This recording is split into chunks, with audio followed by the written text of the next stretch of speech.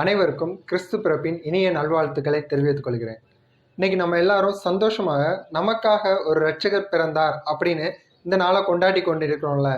உண்மையிலேயே இன்னைக்கு தான் கிறிஸ்து பிறந்தாரா அப்படின்னு பார்த்தோம்னா அதுக்கு ரெக்கார்டு இல்லை.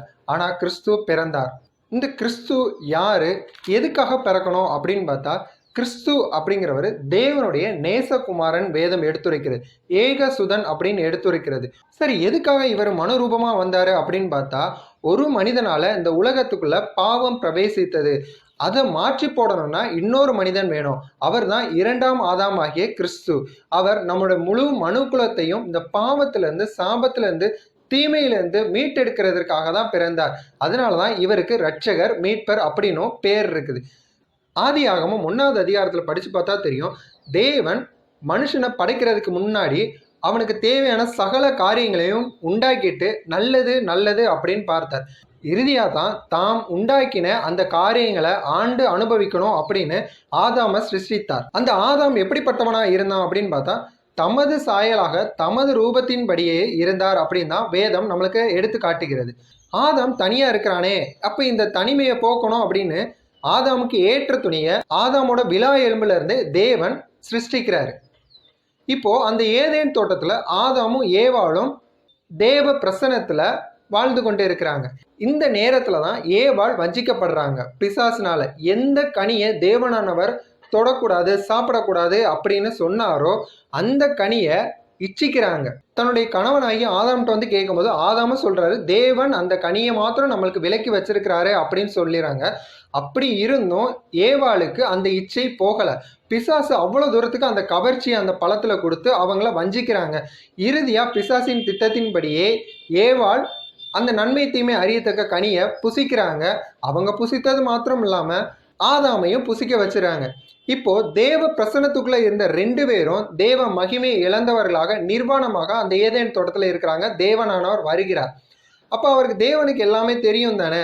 ஸோ இவங்க பாவத்துல விழுந்துட்டாங்க அப்படின்ட்டு இந்த நேரம் வரைக்கும் தேவனுடைய திட்டத்துல தேவகுமாரனாகிய கிறிஸ்து இந்த மனுரூபம் எடுத்து பிறப்பாரா அப்படின்னு பார்த்துருந்தோம்னா இருக்கிறதுக்கு வாய்ப்பு இல்லை. ஏன்னா இப்ப மனு குலத்துக்குள்ள பாவம் வந்துருச்சு. இந்த பாவத்தை போக்கணும் அப்படின்னா இன்னொரு மனுஷனால முடியவே முடியாது. அப்ப யாரை நம்ம தேர்ந்தெடுக்கலாம் அப்படின்னு பார்க்கும்போதுதான் தேவன் தம்முடைய ஏக சுதனை நமக்காக பிறப்பிக்க வைத்திருக்கிறார். அவர் பாவமே செய்யாதவர், பாவமே அறியாதவர் அப்படின்னு தான் பின்னாட்கள் நம்மளுக்கு வேதம் விளக்கி காட்டுகிறதா இருக்கிறது. இப்ப ஆதாமும் ஏவாளும் அந்த கனியை புசிச்சதுனால பாவம் உலகத்துல பிரவேசிச்சிருச்சுல, அது முழு காரணமும் பிசாசு தான். அப்படிங்கிறதுனால பிசாசு கிட்ட தேவன் சொல்லுகிறாரு, உன்னை அழிக்கிறதுக்கு ஒருத்தன் பிறந்து வருவான், அவன் உன் தலையை நசுக்குவான் அப்படின்னு தேவன் பிசாசு கிட்ட சொல்றார். இந்த இடத்துல தான் தேவகுமாரனுடைய பிறப்பு உறுதி செய்யப்படுகிறது அப்படின்னு நான் விசுவாசிக்கிறேங்க. இந்த நேரத்துல இருந்து பிசாசு ஒரு ரெசல்யூஷன் எடுக்கிறான்.